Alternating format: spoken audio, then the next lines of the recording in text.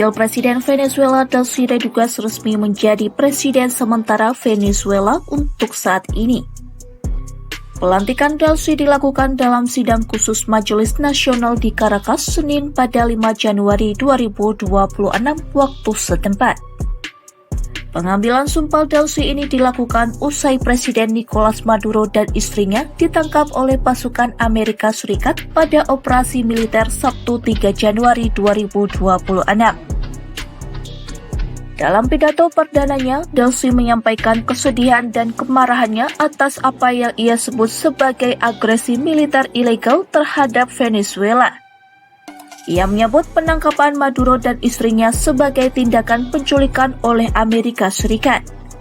Delcy menyatakan ia datang ke Majelis Nasional dengan rasa sakit dan duka atas penderitaan yang dialami rakyat Venezuela. Bagi Delcy, sosok Maduro dan Ibu Cilia Flores adalah pahlawan yang kini ditahan sebagai sandera di Amerika Serikat. Vengo como vicepresidenta ejecutiva del presidente constitucional de la República Bolivariana de Venezuela, Nicolás Maduro Moros, a prestar juramento. Vengo con dolor por el sufrimiento que se le ha causado al pueblo venezolano luego de una agresión militar ilegítima contra nuestra patria. Vengo con dolor por el secuestro de 2 héroes que tenemos de rehenes en los Estados Unidos de Norteamérica, el presidente Nicolás Maduro y la primera combatiente, primera dama de este país, Cilia Flores. Vengo con dolor, pero debo decir que vengo también con honor a jurar en nombre de todos los venezolanos y en nombre de todas las venezolanas. Delcy pun berjanji tidak akan memberi istirahat pada tangannya dan tidak akan memberi kedamaian pada jiwanya sebelum melihat Venezuela mencapai takdir sebagai negara merdeka, berdaulat, dan independen. Dalam pidatonya, Delcy juga menyampaikan sumpah untuk menjaga masa depan anak-anak dan generasi muda Venezuela.